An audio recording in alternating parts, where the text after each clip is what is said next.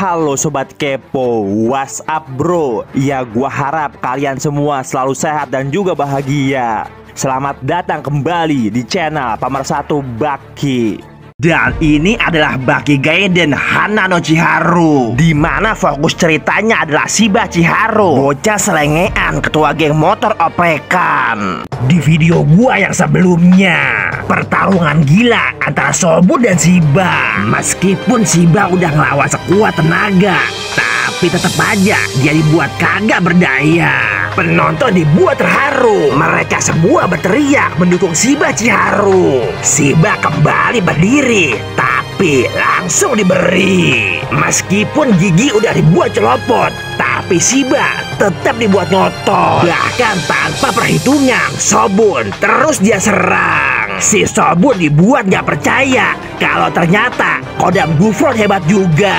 Betul nggak? Keprok atuh. Lalu tanpa sedikit ngeri, di depan Shobun, Shiba kembali berdiri. Dan yang lebih mengejutkan, malam itu bagi ratusan orang, Shiba seolah menjadi tujuan. Gak peduli berapa kali Shiba dihajar, dukungan Shiba mania tetap berkobar. Bahkan juga Shobun dibuat gak percaya. Secara mau digeprek gimana juga, Shiba kagak mati juga. Mau hancur berantakan, Shiba tetap bertahan. Lalu kagak disangka, si Shiba berkata kalau ini adalah waktu untuk mengakhiri segalanya. Shiba pasang kuda-kuda jurus kecoa dan mengatakan menang kalah akan segera ditentukan. Si Shiba mulai siaga, tapi Shobun berkata kalau dia bakal lebih cepat dari suara. Tapi kemudian tiba-tiba seseorang mengatakan kalau Shobun telah dipojokkan. Shobun telah dipojokkan meskipun dia kagak menyadarinya. Dan rupanya dia adalah botak berjenggot Jaku Kaiyo. Orang ribut diajak ngobrol, dasar botol. Dan ternyata jurus Shiba kali ini terinspirasi dari jurus Baki, yang mana saat itu si Baki menunjukkan kecepatan level dewa. Meskipun Shiba juga percaya kalau dia kagak mungkin bisa melakukannya. Secara si Baki ada di level yang berbeda. Dan ini hanyalah 1% dari kecepatan jurus Baki Hanma. Shobun yang penasaran kembali menanyakan, maksud lu apaan kalau gua udah dipojokkan?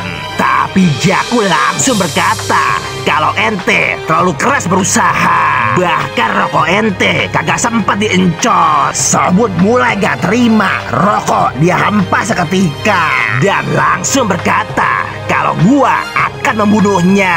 Meskipun juga Shiba mendapatkan respeknya, tapi Shiba berkata meskipun mati dia kagak takut sama sekali. Shiba langsung menyerang. Lalu seketika dia menghilang. Bahkan tiba-tiba seolah dia jadi naga. Bagaikan naga yang terbang, Shiba datang menerjang. Shobun kagak ngeri, mata Shiba langsung dia beri. Crot. Tapi keanehan langsung terjadi. Secara disangka kena, tubuh Shiba melewati. Bujuk suwe, karena ini cuma ilusi. Tapi belum berhenti, karena bahkan dengan sengaja jari Shobun dia jedotin ke kepala. Shobun heran dengan apa yang terjadi. Tapi yang sebenarnya, meskipun tubuh udah lelah luar biasa, si Shiba masih menyerang dengan pikirannya. Bahkan juga kekuatan pikirannya menyerang semua orang yang ada di sana. Hingga akhirnya sebuah ilusi tercipta. Bahkan Jaku pun merasa kalau dibocah jago juga. Sementara itu si Shiba ditimpa. Telak, benar-benar kena. Macem-macem lu bang gua.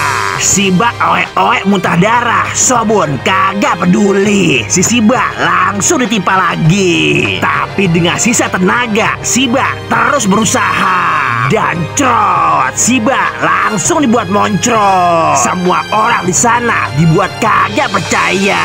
Dan anehnya, secara tiba-tiba mereka semua langsung berdoa. Buset, apaan tuh ya? Gila, bener-bener anjir. Karena seolah Shiba berubah jadi salib. Entah aneh atau menakjubkan. Yang jelas Shiba lagi nyangsa di pojokan. Sobun kembali menganalisa apa yang terjadi sebenarnya, karena bahkan dia gak melihat apa-apa kecuali seorang pria gila yang udah dihantam berkali-kali tapi masih menolak untuk mati. Dan bahkan dia masih berjuang tanpa kehilangan sedikit pun harapan. Semua orang berdoa sementara Sobun udah ada di hadapan seorang Shiba. Dan Sobun pun berkata, nyawa lo ada di tangan gua. Orang-orang pun beranggapan kalau kali ini si Shiba udah dikalahkan. Sobun pasang kuda-kuda, tangannya dimasukin ke celana. Tapi lagi dan lagi Shiba menolak untuk mati. Dengan sisa-sisa nyawa, Shiba masih berusaha. Tapi secara tiba-tiba Sobun kembali ingat kata-kata Shiba. Orang kalah adalah orang yang mengakui kekalahannya. Atau dengan lain kata, meskipun Shiba dia buat mati, tapi tetap aja kemenangannya kagak bakal diakui. Lalu Jaku pun berkata kalau skill Sobun emang luar biasa, botak penjilat. Secara Jaku merasa kalau Shiba sebenarnya bisa lebih cepat dia kalahkan, tapi dibiarkan lantaran penasaran. Ya tentu aja dengan semangat tempur ala Shiba. Tapi Sobun kagak peduli. Tiba-tiba dia langsung pergi. Sobun berkata kalau menang atau kalah bisa terjadi pada siapa saja.